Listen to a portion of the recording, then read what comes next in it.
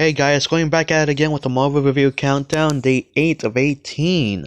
Ooh, this time we're talking about Thor, The Dark World. Now before we do that, I need to tell you guys something. I'm ditching the whole 5 topic things because I feel like at the moment I'm not capable of doing it. And it's not because I don't have the time, it's because I just don't think I have the experience nor the know-how of how to do those just. So for the moment, I'm gonna put them on the shelf, and maybe I'll revisit this once I feel like I'm, more capable of doing it. So let's go on and talk about Thor: The Dark World. Now, here's the thing about Thor: The Dark World. A lot of people don't like this movie, and for good reason. I personally find some really nice, good things about this film. So let's talk about them first before we get to the bad. First off, the acting in this movie is pretty damn solid. Sure, people complain about Natalie Portman's performance in this movie, but to be completely honest, after watching it again, it's just it's efficient, and you can see that she's actually doing her job, and she's actually giving it her, maybe not her best performance, but a performance that she herself finds acceptable.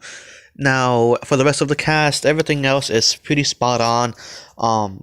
Going back to another good point about this film is that the relationship between Loki and Thor is really kind of explored here.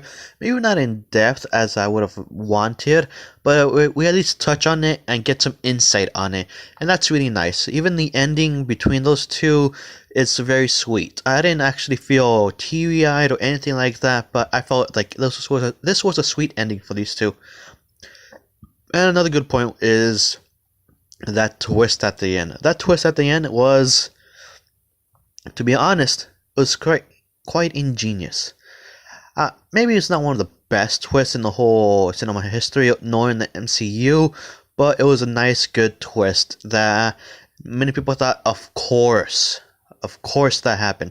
It did leave a lot of questions, but the movie kind of set it up for the third one to really talk about it. And I'm not going to touch on this review. Another good point that this movie brought on was that it brought in more mythology of Thor that I really thought this franchise needed. Because Thor 1 and Avengers, despite having Thor in it, didn't really explore his background at all. Which was a shame, because I really wanted that, the big old Asgardian history and whatnot.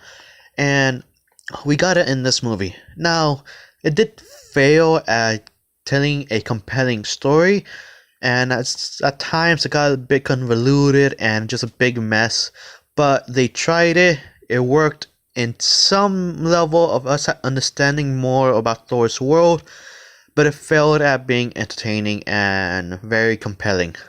So now down to the bad parts. Just about everything else.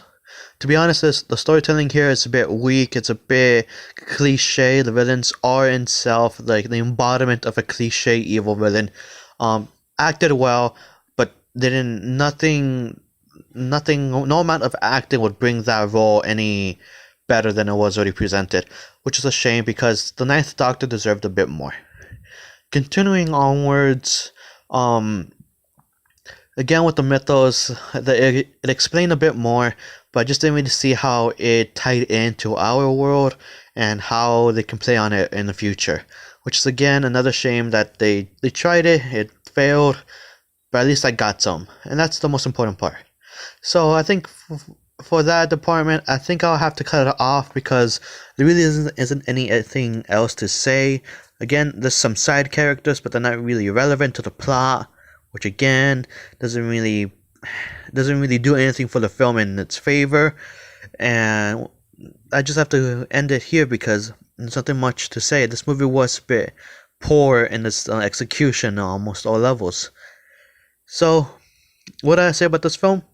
This film deserves a 4 out of 10.